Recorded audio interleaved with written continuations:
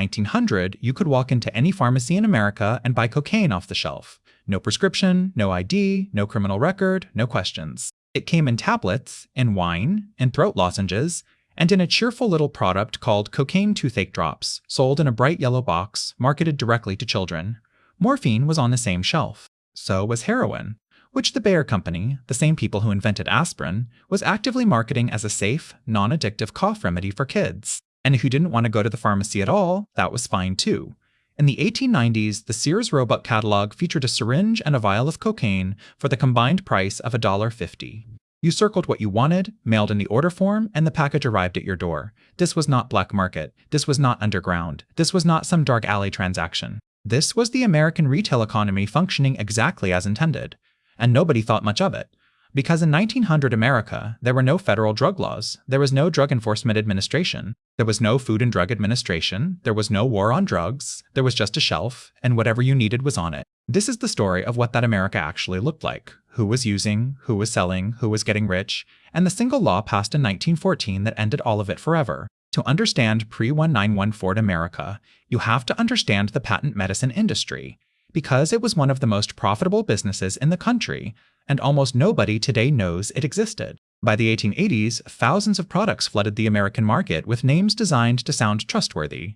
Mrs. Winslow's Soothing Syrup, McMunn's Elixir of Opium, Ayer's Cherry Pectoral, Dr. James's Soothing Syrup Cordial, Hammond's Nerve and Brain Pills. They promised to cure almost everything: coughs, headaches, menstrual cramps, anxiety, low energy, weak nerves, digestive trouble, and teething pain in infants.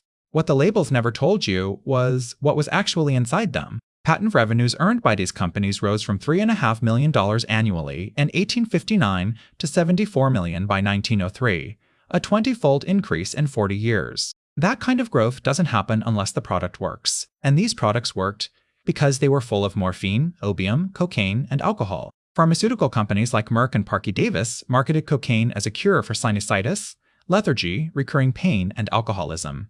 It was sold as a tonic, a lozenge, a powder, and laced into cigarettes. Medical journals at the time suggested its regular use for an array of common ailments and all but advised unlimited intake. A mother giving her infant soothing syrup so the baby would sleep through the night was not considered a drug user. She was considered a responsible mother doing exactly what the bottle instructed. The family doctor prescribing morphine tablets for a woman's anxiety was not considered dangerous. He was considered thorough. The businessman taking a spoonful of Coca-Tonic before a long meeting was not considered an addict. He was considered prepared. This wasn't denial. This was a society operating without the information we now take for granted, and the industry knew exactly what it was doing. As patent medicine revenues grew 20-fold, America became home to a thriving culture of addicts, a great portion of them confused by their affliction, having followed doctor recommendations diligently. Now, no story about this era is complete without Coca-Cola. Because the origin of the most famous beverage in American history begins not with a genius entrepreneur, but with a Confederate colonel who came home from the Civil War addicted to morphine and desperate to find a way out. His name was John Pemberton. He had been wounded at the Battle of Columbus in 1865, given morphine for the pain, and like hundreds of thousands of soldiers before him, he never fully came off it. Pemberton was also a trained pharmacist, so he did what pharmacists in the 1880s did. He started experimenting. His tonic was originally marketed as a cure for many diseases, including morphine addiction, indigestion, nerve disorders, headaches, and impotence. He called it Coca-Cola, the temperance drink. The two active ingredients were cocaine, derived from coca leaves, and caffeine, derived from cola nuts. Pemberton believed cocaine could replace morphine, that it was a safer substitute. He was not alone in that belief. Sigmund Freud was publishing the same theory in Vienna at roughly the same time. Freud promoted cocaine as a tonic to cure depression and sexual impotence. He used the drug himself, prescribed it to his girlfriend and his best friend, and recommended it for general use. His published paper called cocaine a magical substance. One of his patients died from a dose he prescribed. He kept recommending it anyway. Back in Atlanta, Coca-Cola went on sale in May 1886 at Jacob's Pharmacy for 5 cents a glass. It sold 9 glasses a day in its first year. It was cocaine's euphoric and energizing effects that were mostly responsible for skyrocketing Coca-Cola into its place as the most popular soft drink in the country. Pemberton himself never got off morphine. His son Charlie was found unconscious with a stick of opium by his side in 1894 and died at Atlanta's Grady Hospital at the age of 40. The family that invented the drink couldn't escape the very thing the drink was supposed to fix. By 1903, public pressure over cocaine had grown loud enough that the company removed the cocaine from the formula, 11 years before cocaine was legally prohibited. Because the market regulated it first. Not the government. Now step back further. Because the patent medicine boom didn't come from nowhere. It came from the battlefield. The Union Army alone issued nearly 10 million opium pills to its soldiers during the Civil War, along with millions of ounces of opium powders and tinctures. Morphine was a miracle on the battlefield. A soldier with a shattered limb, a gut wound, or the agony of dysentery could be injected and made manageable. It saved lives. It allowed surgeons to operate under fire. It was the single most powerful medical tool the Army had. The problem came after the war ended. Hundreds of thousands of veterans came home physically dependent on morphine. Their bodies needed it to function. They needed it to sleep. Some needed it just to make it through an ordinary day. It was called the soldier's disease, but society didn't treat it as a crime. It treated it as a wound that happened to be invisible. Something unfortunate. Something that happened to men who had served. Doctors back home kept prescribing. Pharmacies kept stocking. And the patent medicine companies absorbed the demand with products that delivered the same relief without the social stigma of being known as a morphine user. You weren't an addict if you were taking Mrs. Winslow's soothing syrup. You were just someone who had found something that helped. Opiate addiction increased through the 1800s, and America became home to one of the largest addiction populations in the world, a great portion of them having no idea that what they were taking was a narcotic. Here's something that almost never gets mentioned in history class. The American drug culture of the late 1800s wasn't hidden in back alleys.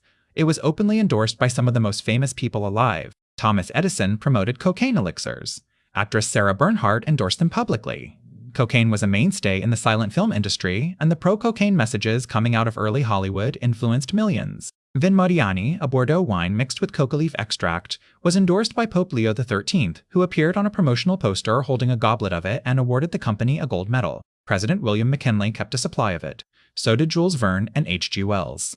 This was not a fringe product consumed by desperate people in poverty. This was the preferred refreshment of the 19th century elite, and because the elite normalized it, mainstream America followed without question. The pharmacist who sold you cocaine toothache drops was your neighbor. The doctor who prescribed morphine for your wife's anxiety was a respected man in the community. The Sears catalog that shipped you a syringe and a vial of cocaine by post was the same catalog your family used for furniture and seeds and work boots. It was simply part of the world. And then the world started to crack. By the early 1900s, the scale of the problem could no longer be ignored. Addiction had spread so far into the general population that it was showing up everywhere, in cities, in respectable households, in young men who had never been near a battlefield. By 1905, it had become popular to snort cocaine. Within 5 years, hospitals and medical literature had started reporting cases of severe nasal damage. By 1912, the United States government reported 5,000 cocaine-related deaths in a single year. The mood in the country was shifting. And yeah. By the 1910s, the public and government no longer saw cocaine as a harmless substance. The first attempt to rein in its use had been made in 1906 with the Pure Food and Drugs Act, which required tonics and products to list cocaine and other potentially harmful ingredients on their labels. The result was immediate and dramatic. Once people knew what was in the bottle, many of them stopped buying it. They hadn't been choosing cocaine, they had simply never been told it was there. But labeling reform alone doesn't kill an industry, and it doesn't drive federal legislation. What drives federal legislation is fear, and what produced the fear was not a public health crisis. It was racism. This part of the history is documented, factual, and deeply uncomfortable. The anti-drug movement of the early 1900s was not primarily motivated by concern for addicted Americans. It was motivated by who those Americans were and who their dealers were. San Francisco's 1875 ordinance against opium dens, the first drug law of any kind in an American city, was driven not by overdose numbers, but by anxiety about Chinese immigrants running establishments where young white men and women were gathering. Anti-cocaine legislation in the South was driven by fabricated newspaper stories claiming that cocaine made black men superhumanly dangerous. In 1914, as the Harrison Act moved through Congress, newspapers ran stories about cocaine making black men violent and resistant to bullets, fueling calls for federal legislation. Police departments in the South used these stories to request larger caliber service revolvers. The stories were invented. The weapons upgrades happened anyway. Anti-opium sentiment was explicitly tied to anti-Chinese sentiment. Anti-cocaine sentiment was explicitly tied to anti-black sentiment. The drugs were the stated target. The communities using or selling them were the actual concern. This pattern, using drug legislation as a mechanism to police specific communities, would repeat itself throughout the 20th century. But it started here, in this moment, with the Harrison Narcotics Tax Act of 1914. On December 17, 1914, President Woodrow Wilson signed the Harrison Narcotics Tax Act into law. On paper, it was not a ban, it was a tax. The Harrison Act required anyone who sold or distributed narcotics, importers, manufacturers, wholesale and retail druggists, and physicians, to register with the government, pay a small tax, and keep detailed records of every transaction. Every pharmacist, every doctor, every distributor, every transaction required an official government order form. Every gram of morphine or cocaine had to be tracked from port of entry to point of sale. On the surface, it sounded like regulation, reasonable even, but buried in the enforcement was a clause that would reshape American medicine permanently. The critical question, the one that tore the medical community apart, was this: could a doctor legally prescribe morphine to an addict simply to maintain their habit and prevent withdrawal? Most physicians believed yes. That was medicine. That was patient care. Addiction was a physical condition. Managing it with medication was not different from managing diabetes with insulin. The Treasury Department said no. Regulations associated with the Harrison Act, issued in 1915, indicated that maintaining addicts on narcotics to avoid withdrawal would not be considered legitimate medical practice. Federal agents then began prosecuting doctors who issued prescriptions for that purpose. In a single regulatory ruling, the most common treatment for addiction in America became a federal crime. Doctors who had been treating patients with morphine for years were arrested. Some were convicted, careers were ended, licenses were revoked. Men who had done nothing differently from what they had done for decades were suddenly criminals. The medical establishment was stunned.